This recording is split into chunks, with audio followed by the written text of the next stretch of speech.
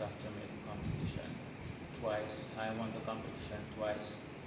Went to Miami, represented Jamaica twice in that competition, and both occasions I got silver medals.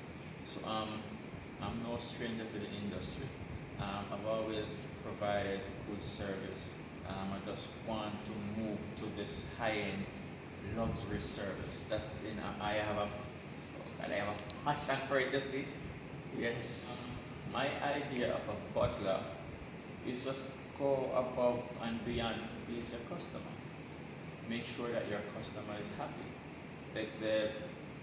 Even though that the reward can be monetary, but for me, it's when you have just leaving and anything.